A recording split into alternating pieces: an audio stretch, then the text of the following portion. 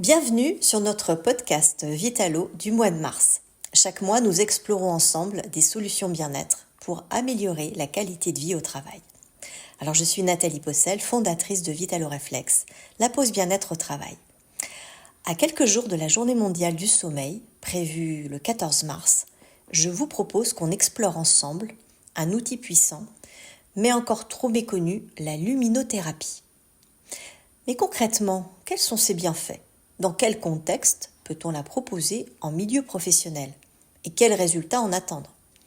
Pour répondre à ces questions, j'ai le plaisir d'accueillir Laurence Bello. Bonjour Laurence. Tu es intervenante au sein du réseau Vitalo Reflex, en qualité d'experte de l'auto-relaxation. Peux-tu nous expliquer comment fonctionne la luminothérapie et pourquoi elle est si bénéfique pour notre sommeil ? Eh bien, bonjour et merci pour cette invitation. La luminothérapie consiste à s'exposer devant une source de lumière artificielle, en général des lampes qui reproduisent la lumière du soleil. Les recherches ont démontré que dans la rétine, dans les yeux, se trouvent des cellules photosensibles qui réagissent à la lumière bleue et ces cellules régissent notre horloge biologique interne. Donc en pénétrant dans l'organisme par les yeux, la lumière joue un rôle fondamental dans la régulation des rythmes circadiens sur une période de 24 heures. Ces rythmes pilotent les phases de réveil et de sommeil, les variations de température corporelle et la sécrétion des hormones. On parle du ballet des hormones qui est directement influencé par la lumière. Donc on a les hormones du jour, cortisol, adrénaline, sérotonine, appelées hormones du bonheur, ou les hormones du soir, mélatonine, appelées aussi hormones du sommeil, et l'adénosine. Donc le soir, lorsque l'intensité de la lumière baisse, la mélatonine nous prépare au sommeil, et le matin, lorsque la lumière augmente, les hormones du jour prennent le relais. L'utilisation de la luminothérapie permet de compenser le manque de lumière, qui peut engendrer une sensation de fatigue et une baisse de morale. Ainsi, les recherches ont montré que s'exposer à la lumière bleue améliore la vigilance, la concentration et les processus cognitifs. La luminothérapie permet de resynchroniser nos rythmes veille-sommeil et d'agir directement sur la qualité du sommeil. Donc on comprend effectivement l'importance de la lumière, mais dans le cadre de tes ateliers qui sont proposés en entreprise avec Vitalo Reflex, quels sont les problèmes de sommeil les plus fréquents qu'on rencontre chez les collaborateurs ? Alors, concernant le sommeil, deux cas de figure existent. Soit des problèmes d'endormissement du fait d'une désynchronisation des cycles veille-sommeil, ou soit des réveils nocturnes de longue durée et avec un problème pour se rendormir. Dans les deux cas, c'est un sommeil de mauvaise qualité qui impacte la qualité de vie en provoquant des somnolences en cours de journée. Oui, on parle du fameux coup de fatigue après le déjeuner. Effectivement, c'est assez fréquent chez un grand nombre de collaborateurs.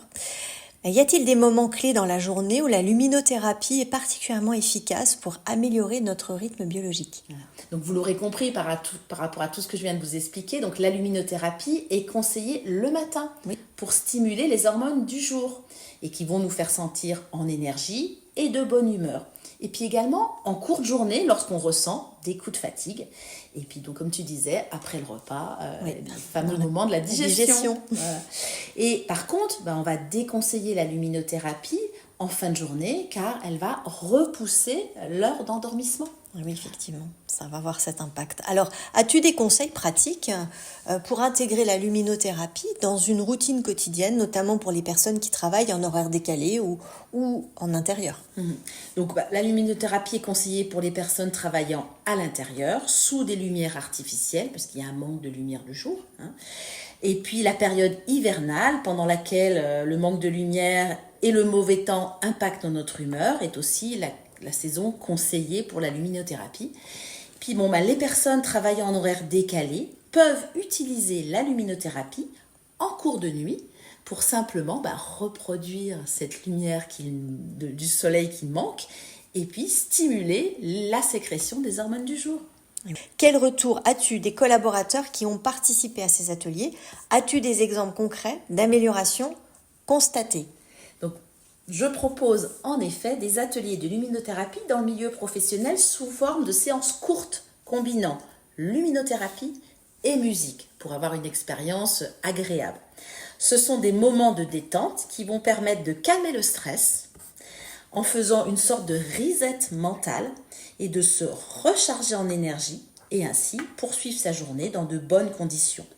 On connaît tous les bénéfices de la sieste, on parle de 10-20 minutes pour ne pas impacter la performance, mais c'est pas toujours évident en fait dans le milieu du travail de s'accorder ce moment de sieste. Donc en fait les séances de luminothérapie en musique, appelées turbo-sieste, vont agir comme un break récupérateur et là les avis sont unanimes, on repart en pleine forme, plus concentré et même plus créatif.